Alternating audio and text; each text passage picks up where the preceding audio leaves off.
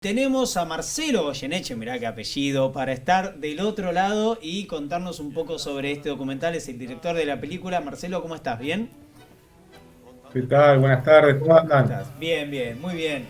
Bueno, la verdad que emociona, el tráiler de este documental emociona, sobre todo por tener tanto material de archivo. Contanos un poco cómo fue hacer ese laburo, que sabemos que no fue fácil encontrar tanto material de archivo. No fue fácil. Digamos, tuve un comienzo más que interesante porque, digamos, la familia abrió el archivo vasto que tiene. Entonces ahí ya arrancamos más que bien, digamos, ¿no? Eh, a partir de ese archivo familiar, donde vos bien decías, hay mucho material inédito, porque más allá de las fotos también hay filmaciones familiares, el Super 8, de los años 60, de los años 70, muchas entrevistas inéditas también al polaco. Bueno, a partir de ahí empezamos a trabajar todo el material y luego se fue sumando material de distintos lugares, entre ellos de la radio y televisión argentina, de la TV pública, material privado, de algunos coleccionistas. Bueno, fue un laburo intenso donde yo lo que principalmente me había propuesto era esto, que el polaco contara en primera persona su historia, ¿no? Que fuera él el que nos narrara aquella noche porteña que ya no existe, aquellos códigos de esa noche, el barrio, los amigos, la familia, bueno, está todo un poco ahí en la película. Marcelo, ¿cómo te va? ¿Qué te llevó más allá de esto de darle al polaco la posibilidad de que cuente él, que dé un testimonio acá en esta época tan alejada de la que le tocó vivir? ¿Qué te llevó a hacer esta obra? Bueno, creo que el cine le debía un homenaje al polaco, ¿no? A uno de los ídolos de la cultura popular argentina, como fue el polaco Goyeneche. Era una película que estaba pendiente. También era una deuda personal mía. Yo hace muchos años que hago cine documental y la verdad que abordar a un personaje como el polaco siempre lo pensé como un gran desafío y bueno, y por suerte lo hicimos, ¿no?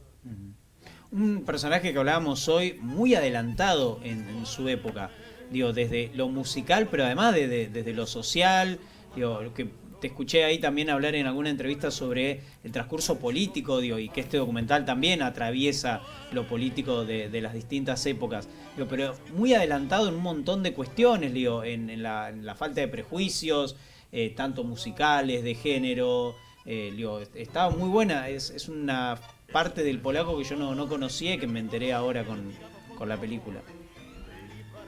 Sí, a mí me parecía sumamente importante resaltar eso del polaco, que no era solamente con la música, sino que era con la vida en general.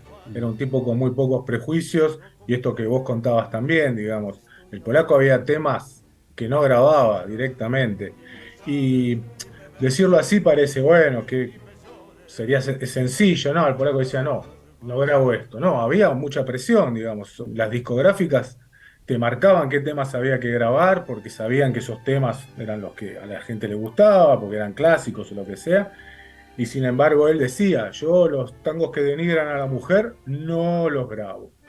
Eh, Él tenía un ídolo que era Alfredo de Lepera, que siempre decía, Lepera era un poeta maravilloso, resaltaba a la mujer, no decía que era una traidora. Y siempre se burlaba de los tangos donde el macho quedaba ahí diciendo, esta, este, traidora, que no sé qué, que me dejó. Escuchaba Claro. esos tangos y él mismo decía, flaco, hacete cargo, era la misma. ¿Y Eh, cómo fue ayer el encuentro con el público? No, hermoso. La verdad que lo que viene pasando con el público desde el 16 que estrenamos la película es muy lindo. La gente se va muy emocionada, muy conmovida. Yo la verdad que estoy sumamente agradecido de todo lo que pasa con la película. Muchos me cuentan, ayer, por ejemplo, en La Plata, una chica me decía, me hizo acordar a mis abuelos. Hay algo en la película que transmite esto del recuerdo de cuando éramos chicos, ¿no? Y se escuchaba tango en las casas y estaba ahí el tango como algo medio lejano para los que éramos jóvenes, quizás hace algunos años atrás, pero esa identidad, esa memoria está dando vuelta, ¿no? Yo creo que la película un poco rescata eso, creo que es la parte más sensible.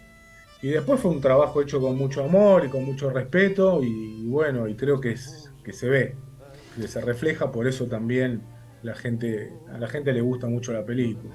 Marcelo, en nuestro programa por ahí nos ven y en nuestras redes muchos jóvenes, pibes, pibas, estudiantes, en los cuales, para los cuales por ahí el género, ya para nosotros incluso nos queda un poco lejano. Mi abuelo, que por lo general está mirando, siempre dice, el tango te espera en un momento de la vida, cuando uno transita una determinada experiencia, pero ¿qué le dirías a las nuevas generaciones respecto de este género tan rico en sus composiciones musicales, pero también en su producción poética, y que además no solamente se circunscribe a las obras artísticas, sino que tienen vidas tan fascinantes como la del Polaco, como la de Troilo, como la de Piazzolla mismo.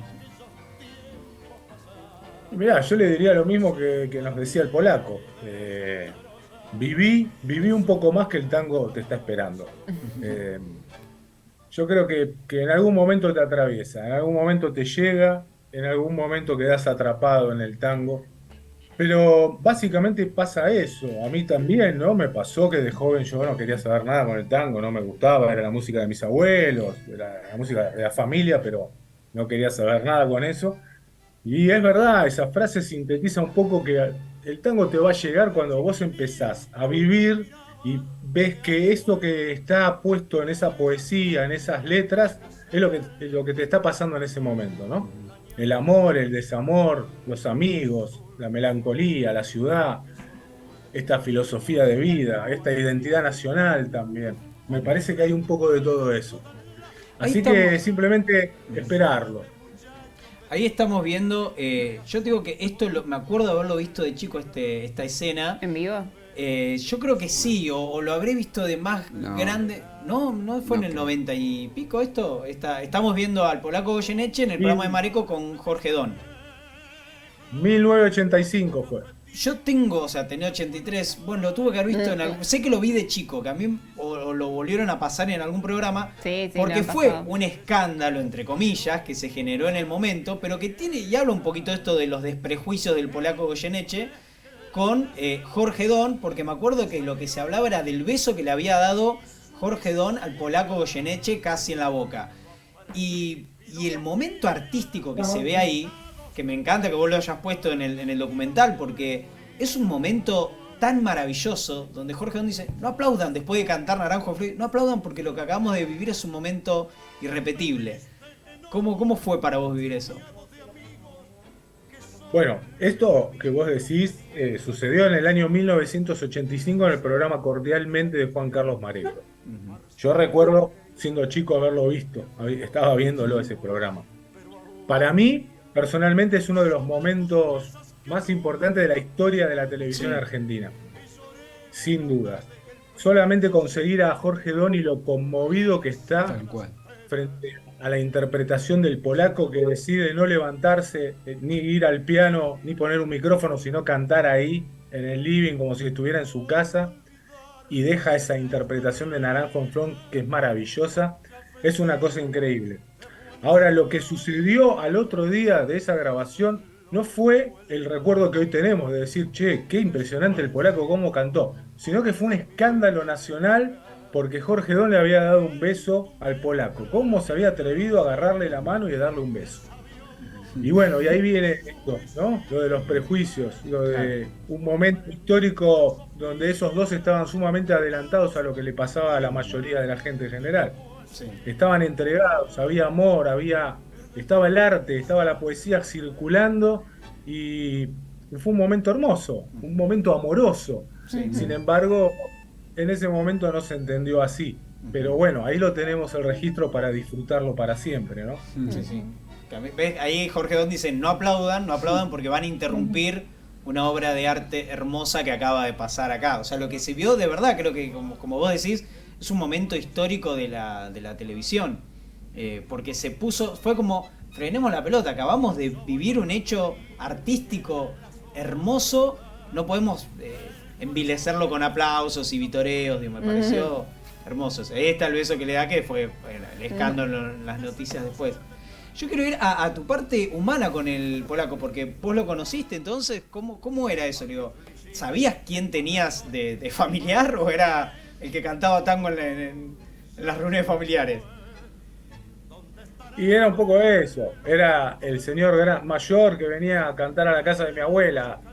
Venía, o sea, los domingos comíamos las pastas en la casa de mis abuelos y el polaco venía y después de la sobremesa siempre cantaba, porque los adultos obviamente le pedían que cantara, y nosotros los chicos aprovechábamos y nos íbamos a jugar, digamos, ¿no? El tango era muy lejano y la figura del polaco para mí era totalmente alejada, porque por supuesto pasaron los años. Claro. Y algún día jugó. Pero sí, los recuerdos familiares son eso, más que nada. Claro, no era de ser consciente de quién tenías ahí en la mesa familiar comiendo los ravioles. Y en cuanto al material de archivo, también te escuché hablar de lo difícil que fue, porque hay mucho material que no está acá, que pertenece a canales privados de Europa, o mucho material de Argentina, y también haciendo referencia a la importancia que sería tener una hemeroteca nacional que tenga todo ese archivo. Bueno, sí, es un tema sumamente importante. Argentina no tiene una cinemateca nacional, por lo tanto no hay un lugar de salvaguarda del patrimonio audiovisual. Eh, y eso lo venimos reclamando, sobre todo los sectores del mundo audiovisual, hace mucho tiempo. Hay una legislación, hay una ley vigente para la creación de la cinemateca. Lamentablemente no lo ha hecho ningún gobierno. Se han dejado pasar momentos fundamentales. Y bueno, las políticas públicas de fomento a la cultura son sumamente necesarias. O sea, sin una cinemateca no se puede preservar el material audiovisual, y sin un Instituto Nacional de Cine y Artes Audiovisuales no podemos filmar este tipo de película como la del polaco.